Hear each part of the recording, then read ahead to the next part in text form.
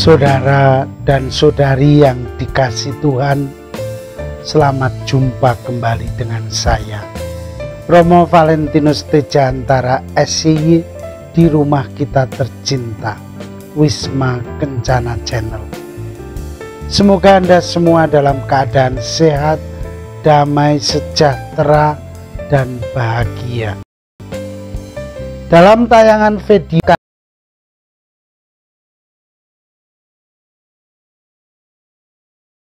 kerinduan sang ibu yang ingin kembali kepada gereja. Mari lihat apa masalah yang dihadapi dan apakah ada kemungkinan baginya untuk kembali ke dalam pangkuan Bunda Gereja. Kita baca dulu suratnya dan kita tanggapi masalahnya dengan berkat Allah. Kita langsung baca suratnya. Selamat menikmati.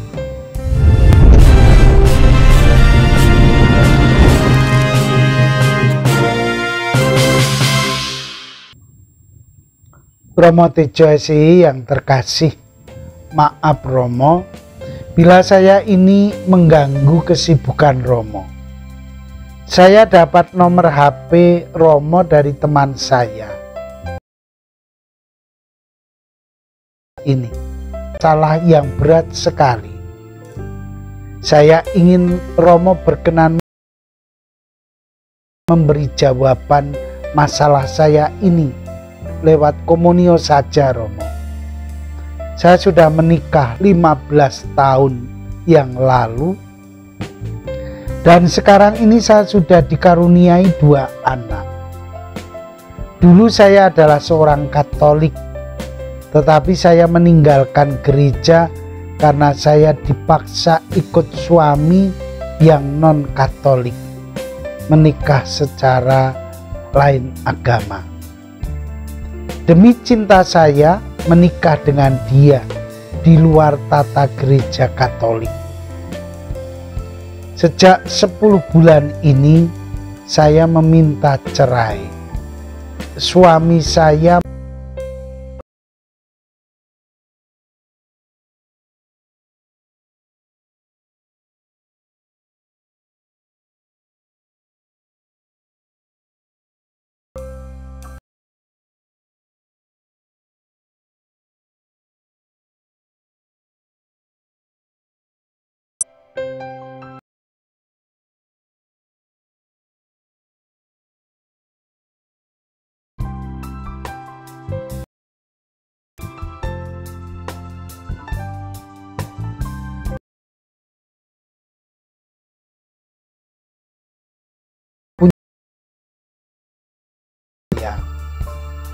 benci suami saya.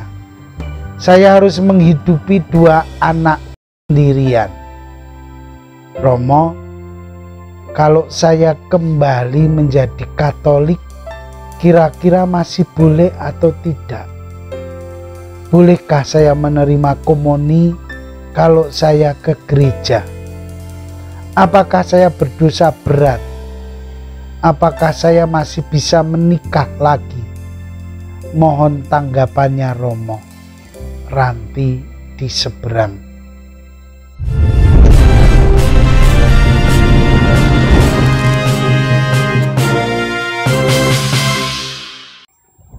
Saudara dan saudari yang dikasih Tuhan, dan Ibu Ranti yang bingung dan sedih. Secara pribadi saya ikut prihatin dengan kehidupan alami. Saya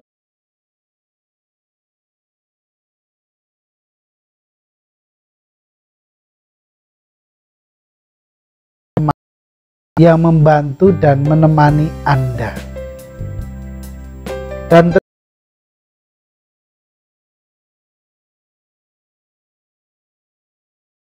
ini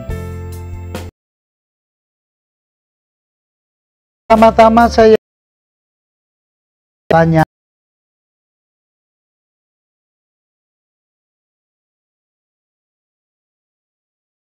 atau solusi baiknya Anda lakukan. Anda dan anak-anakmu sekarang ini. Menjawab pertanyaan pertama mengenai kembali ke gereja. Tentu saja boleh. Dan gereja akan menerima anaknya yang bertobat dengan senang hati. Namun untuk itu perlu beberapa syarat dan langkah yang harus dilakukan. Mengingat Anda telah lama meninggalkan gereja dan menikah tidak secara Kristiani atau Katolik, berarti Anda telah mengingkari iman kekatolikan Anda, atau orang sering menyebut sebagai murtad dari agama semula. Dalam hal ini kita meyakini sebagai orang benar adanya bahwa Anda dalam keadaan dosa berat, yakni mengingkari dan meninggalkan iman, menolak Yesus. Untuk itu Anda perlu menunjukkan dan mewujudkan bukti pertobatan. Maka saya anjurkan, pergilah dulu ke gereja apapun situasinya. Namun mengingat Anda masih dalam keadaan tidak beramat, maka Anda tidak diperkenankan untuk menerima komuni suci. Saat sekarang ini Anda dalam keadaan diekskomunikasi dari dan oleh gereja. Hadirlah dulu dan mengikuti perayaan Ekaristi. Tunjukkan niat baik Anda untuk kembali ke pangkuan gereja, untuk kembali menjadi anggota penuh gereja suci. Anda masih terikat dengan perkawinan Anda yang non-Katolik. Perceraian dengan suamimu memang akan banyak menolong Anda untuk menjadi Katolik secara penuh. Maka langkah konkret dan praktis selanjutnya adalah Anda harus bertemu romo paroki atau gembala di paroki Anda. Katakan semua niat Anda dengan segala permasalahannya. Mereka akan membantu Anda. Mungkin ada syarat-syarat yang harus dipenuhi. Jalankan apa yang menjadi nasihatnya. Maka jangan merasa malu. Beranilah bertemu dengan mereka. Bergaullah dengan orang-orang Katolik yang sudah Anda kenal. Karena dengan perantaraan mereka lah Anda bisa mewujudkan niat dan kemauan Anda untuk kembali ke pangkuan gereja. Mengenai kemungkinan menikah lagi secara Katolik, ini bisa ditempuh bila Anda sudah kembali menjadi Katolik dan perkawinan Anda dengan suami itu sudah diputuskan dengan bukti surat cerai. Anda bisa menikah sah secara Katolik. Ada syarat dan proses untuk itu. Tetapi yang jelas, perkawinan kedua secara Katolik sangat dimungkinkan bila penghalangnya bisa diselesaikan. Lepas dari masa lalu, kekecewaan dan kebencian Anda terhadap suamimu, menurut hemat saya, perceraian bukanlah pemecahan masalah yang paling baik. Dulu Anda begitu mencintai suami, bahkan berani meninggalkan iman demi dia. Apakah cinta itu sudah luntur? Bukankah pada saat seperti ini, ketika suami menderita di penjara, dia membutuhkan pendampingan orang yang dicintai? Menurut saya justru situasi seperti sekarang ini menjadi kesempatan bagi Anda untuk membuktikan cinta sejati Anda kepada suamimu. Ingatlah anak-anak Anda. Pasti dia juga tidak menghendaki keluarga yang sudah ternoda ini menjadi hancur karena kegagalan orang tuanya. Orang bijak berkata, peristiwa yang paling dahsyat menghancurkan karakter anak-anak adalah perceraian perkawinan orang tuanya. Bagaimanapun, anak akan menjadi korban.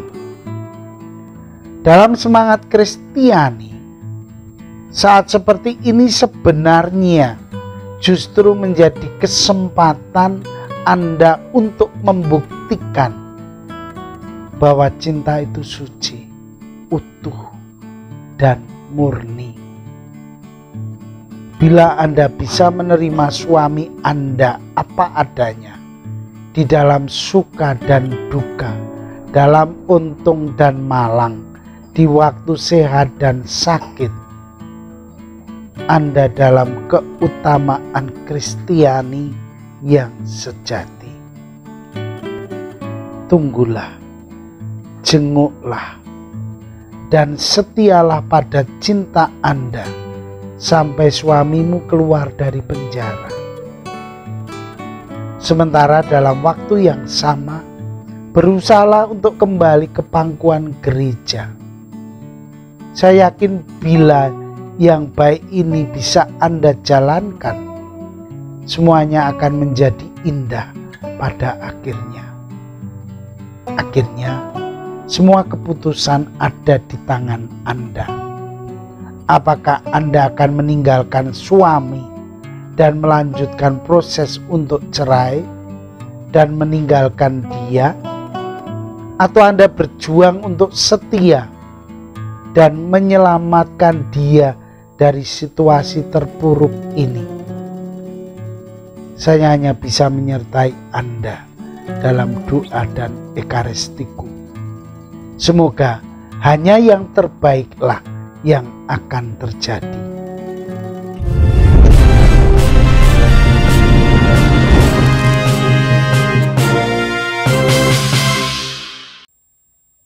Saudara dan saudari yang dikasihi Tuhan, dalam banyak aktivitas rohani dengan intensi kembali kepada gereja dan memperoleh rahmat, tindakan utama yang harus dilakukan adalah bertobat. Betapa pentingnya tindakan bertobat ini. Bahkan kalau kita membuka Injil, kata ini menjadi kata utama dan suci, kunci dari seluruh pewartaan Kristus di dunia ini. Lihatlah, ketika Yesus tampil pertama kali di dunia ini, warta yang disampaikan adalah bertobatlah dan percayalah kepada Injil. Dan ketika detik-detik Yesus diangkat ke surga, warta yang disampaikan adalah warta pertobatan. Dan mereka yang percaya kepadanya, baptislah dalam nama Bapa, Putra, dan Roh Kudus. Saya bisa mengatakan bahwa syarat utama untuk bisa menerima dan masuk dalam kerajaan surga adalah tindakan pertobatan. Bertobat. Betapa pentingnya pertobatan itu. Maka marilah kita lihat sejenak dan merenungkan apa sebenarnya makna di balik kata pertobatan ini. Banyak orang memahami istilah pertobatan berarti berbalik dari dosa. Dalam Alkitab, kata bertobat berarti merubah pikiran. Alkitab juga memberitahukan kita bahwa pertobatan yang sejati akan menghasilkan perubahan tindakan. Misalkan dalam Lukas 3 bab 8 sampai 14, Kisah Para Rasul 3:19, Kisah Para Rasul 26 ayat 20 menyatakan, tetapi mula-mula aku memberitakan bahwa mereka harus bertobat dan berbalik kepada Allah serta melakukan pekerjaan-pekerjaan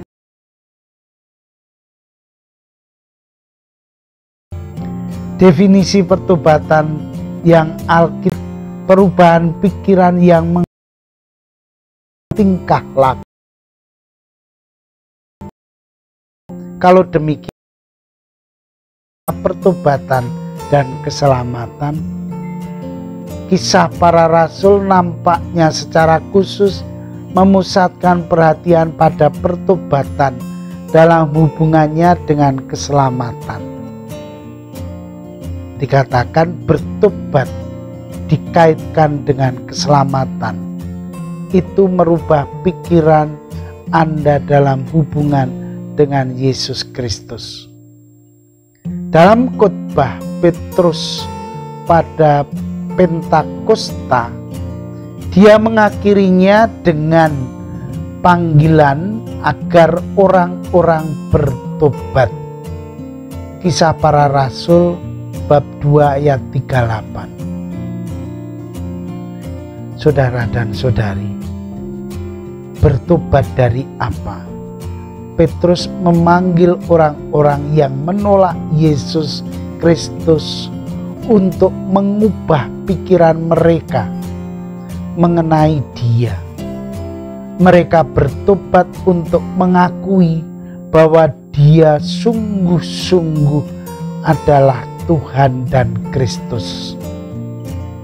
Kisah bab 2 ayat 36.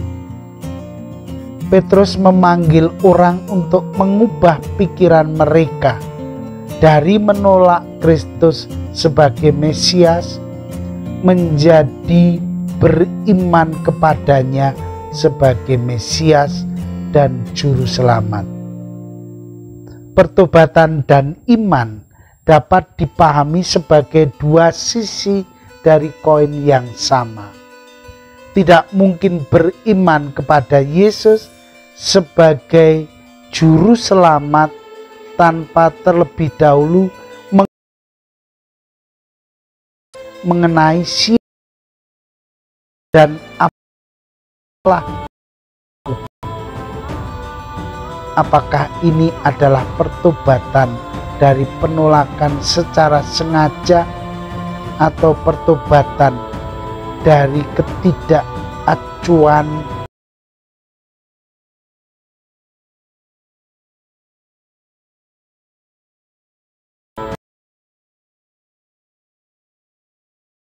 dalam hubungannya dengan keselamatan adalah merubah pikiran kita dari yang tadinya menolak Kristus menjadi beriman kepada Kristus. Penting untuk memahami bahwa pertobatan bukanlah hasil perbuatan kita demi mendapatkan keselamatan. Tidak seorang pun dapat bertobat dan datang kepada Allah kecuali Allah sendiri yang menarik orang itu kepadanya. Kisah Para Rasul bab 5 ayat 31 dan bab 11 ayat 18 mengindikasikan bahwa pertobatan adalah pemberian Allah yang dimungkinkan semata-mata karena anugerahnya. Tidak ada seorang pun yang dapat bertobat kecuali kalau Allah menganugerahkan pertobatan. Segala sesuatu yang bersangkutan dengan keselamatan, termasuk pertobatan dan iman, itu hasil karya Allah dalam menarik kita, membuka mata kita, dan mengubah hati kita. Panjang sabar Allah menuntun kita pada pertobatan. Demikian pula kebaikannya. Sekalipun pertobatan bukan perbuatan yang menghasilkan keselamatan, tetapi pertobatan yang berujung pada keselamatan pasti menghasilkan satu perbuatan. Tidak mungkin mengubah pikiran kita mengenai Kristus tanpa diikuti perubahan perilaku. Dalam kitab suci, pertobatan menghasilkan perbuatan dan perubahan tingkah laku. Itu sebabnya Yohanes Pembaptis berseru agar orang-orang menghasilkan buah yang sesuai dengan pertobatan. Seorang yang benar-benar telah bertobat dari yang tadinya menolak Kristus menjadi beriman kepada Kristus akan terlihat melalui hidupnya yang berubah. Jadi, sebagai kesimpulan, pertobatan jika didefinisikan secara tepat itu perlu untuk keselamatan. Pertobatan yang alkitabiah adalah mengubah pikiran kita mengenai Yesus Kristus dan berbalik kepada Allah dalam iman untuk keselamatan.